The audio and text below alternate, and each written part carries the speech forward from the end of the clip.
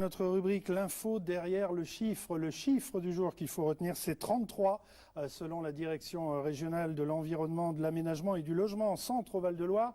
Le nombre de jours de canicule va augmenter de 33% d'ici 2040 et pendant les périodes de canicule, on le sait, les villes étouffent. Notre région ne fait pas exception. Il va falloir adapter les villes et l'urbanisme. On voit tout ça avec vous. Julien Gall, bonsoir. Bonsoir, oui, et tout à fait, selon l'agence de la biodiversité Centre Val-de-Loire, eh bien, les actions à entreprendre sont tout d'abord développer les espaces verts dans les espaces publics, les places, les cours d'école par exemple, car les arbres amènent de l'humidité et permettent de faire baisser la température. Également végétaliser les toitures et les murs, développer les espaces d'eau comme par exemple dans les villes, comme par exemple les fontaines ou bien encore les plans d'eau, et puis multiplier les zones d'ombre.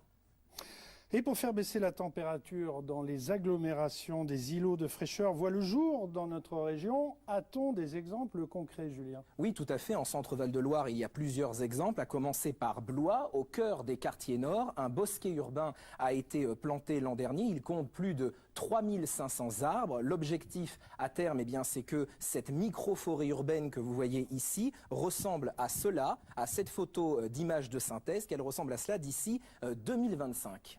Et puis, autre exemple, depuis le printemps dernier, l'école maternelle Jean de La Fontaine à Tours est en travaux. Elle va être reconstruite sur le modèle bois-paille, utiliser des matériaux durables et végétaliser la cour de l'établissement, comme on le voit juste ici. Un projet à 7,5 millions d'euros qui devrait voir le jour d'ici 2024. Et puis enfin, de nombreux poumons verts qui se développent à Orléans. Il y a un mois pile, le parc Berthe Morisot a été inauguré. Il se situe dans le quartier Madeleine et s'étend sur 2,5 hectares.